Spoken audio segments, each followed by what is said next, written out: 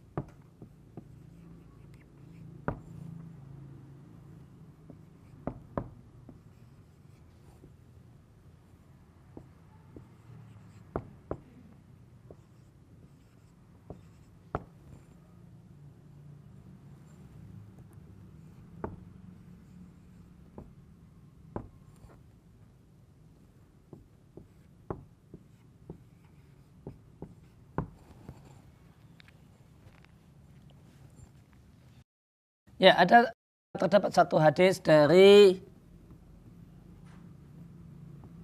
Ubaidillah ibn Abi Rafi'in. Dari Ubaidillah ibn Abi Rafi' an abihi, dari ayahnya. Berarti Abu Rafi'. Sang ayah bercerita,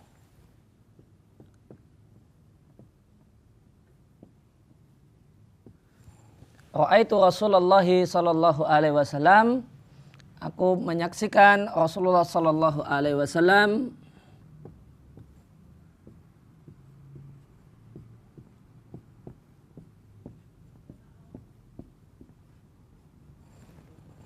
adzana fi udhunil Hasan ibn Ali, mengadani telinga Hasan bin Ali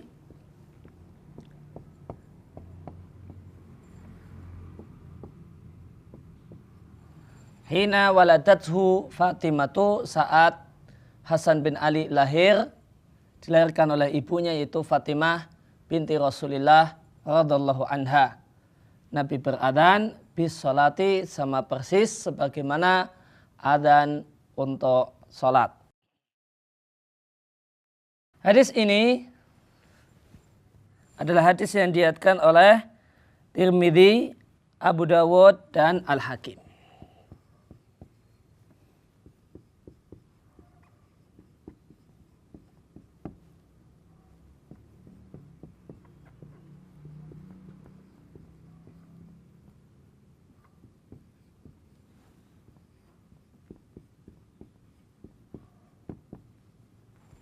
Ada 3 ulama hadis yang meriwayatkan hadis ini, Tirmidzi, Abu Dawud, dan Al-Hakim. Dan perlu diketahui bahasanya hadis ini diperselisihkan oleh para ulama statusnya. Apakah hadis yang kuat sehingga bisa jadi dalil, ataukah hadis yang lemah yang tidak bisa dan tidak layak menjadi dalil.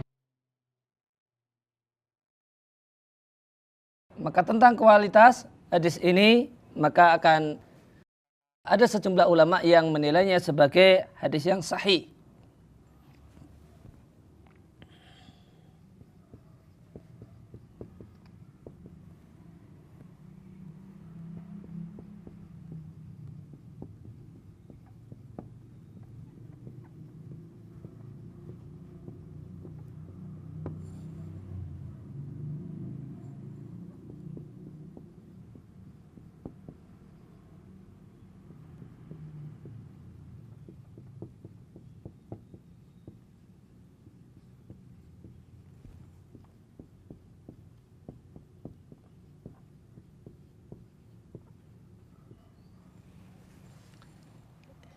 Maka di antara nama ulama yang menilai hadis ini adalah hadis yang sahih adalah Tirmidzi yang meriwayatkan hadis ini, demikian juga Al-Baghawi serta Al-Hakim. Di samping itu hadis ini ketika diriwayatkan oleh Abu Dawud tidak berkomentar.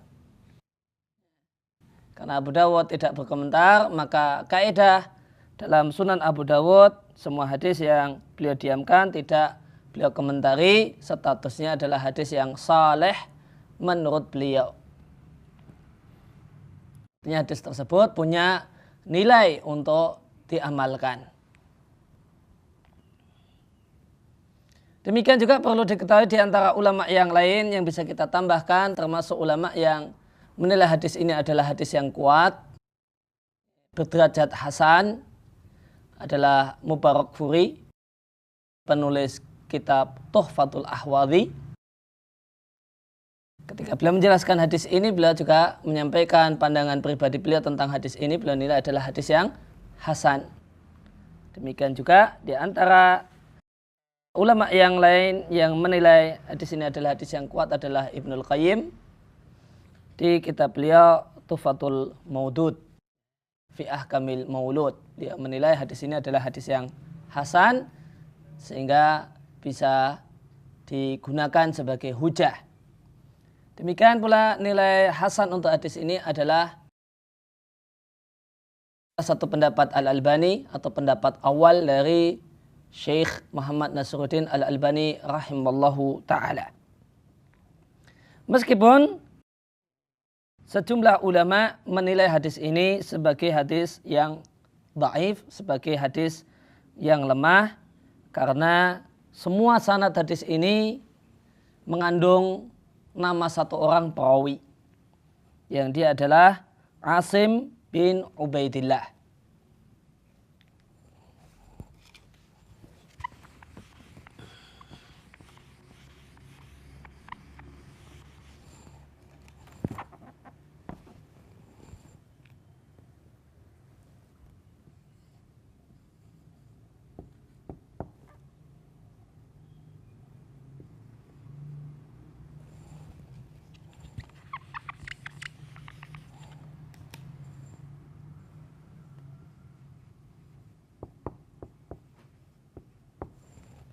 Semua sanad hadis ini mengandung seorang yang bernama Asim ibn Ubaidillah dan dia adalah perawi yang lemah.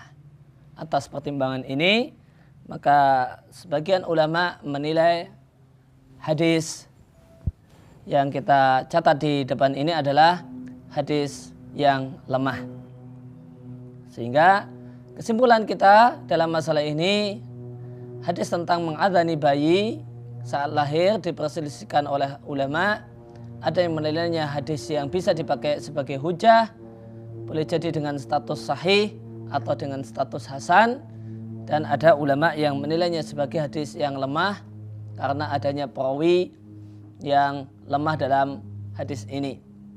Sehingga kandungan hadis ini, apakah mengadhani bayi itu satu hal yang disyariatkan, dianjurkan, dituntunkan ataukah tidak, berpulang kepada pendapat mana yang kita ambil dari dua penilaian ulama, dua macam penilaian ulama hadis untuk hadis ini.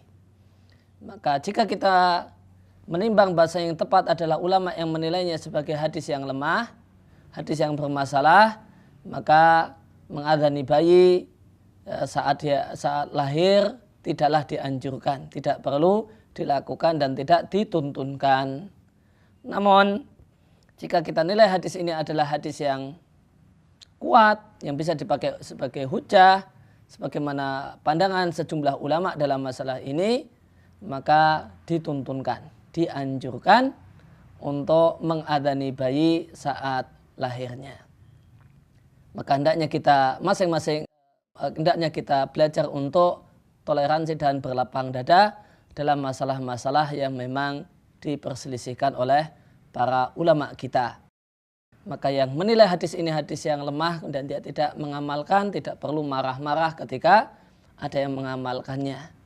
Dan yang memandang bahasa yang lebih tepat hadisnya adalah hadis yang kuat dan mengamalkannya, maka tidak perlu sewot jika ada yang tidak mengamalkannya. Hendaknya kita bersikap arif dalam masalah ini.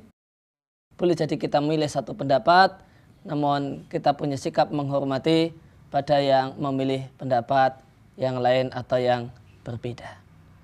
Demikian yang bisa kita sampaikan dalam kesempatan kali ini. Mudah-mudahan menjadi ilmu yang bermanfaat untuk kita semua.